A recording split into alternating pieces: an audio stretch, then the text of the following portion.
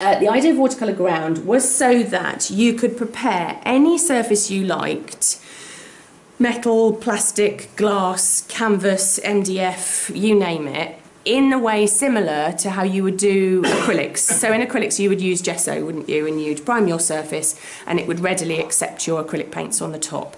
But the problem with gesso, and I do use gesso a lot in my work as well, is that it repels watercolour. So it's lovely if you want it for a highlight or a texture or those sorts of things, but it's not a great surface to be painting on.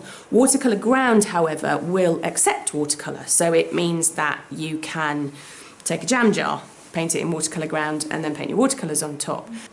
Now, of course, the question is that I'm sure some of you are sitting there going, yes, but you're working on watercolour paper. Why on earth would you be using Watercolour Ground? And the reason I use Watercolour Ground is so that I can lay a texture onto my watercolour paper and it's the closest thing to watercolour paper. So rather than it repelling the colour or adding a shine to it or any of those, because there are hundreds of acrylic mediums, aren't there, that you can use with watercolour, like gesso and pastes and gels and, you know, I can't keep up with them, there's so many of them. Watercolour Ground will actually give me a texture on my surface, but then still react like watercolour paper. So I use it by applying it with a palette knife. So I'm using a palette knife to think about where these textures are going on these rocks.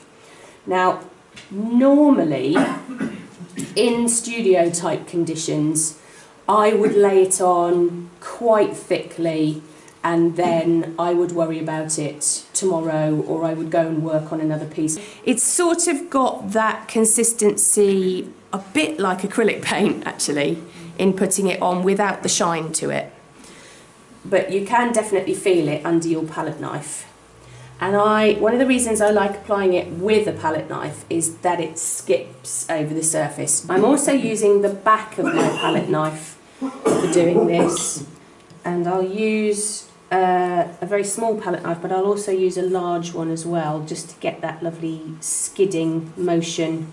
And then hopefully the watercolour will sit in the troughs that are created by dragging it over the surface.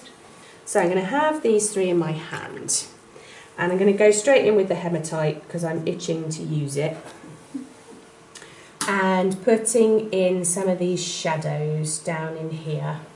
Now hematite, when it goes on, can be quite a scary colour because it is quite dark.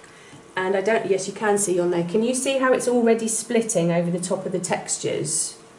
I'm not doing anything to it. This is lovely, lazy watercolour painting at its very best. That I'm popping the colour down, bringing it into those strata, and because I spent a while with my palette knife making sure that I got that right, I don't have to do anything, the watercolour does it all for me, which is just marvellous. See, I haven't even done those rocks, so determined to get to these ones. Going to pick up a bit of the cobalt turquoise and start to introduce that, and pick up a bit of the cobalt violet, oh come on, and get that in as well. And we're just going to drop them in and see what happens to them.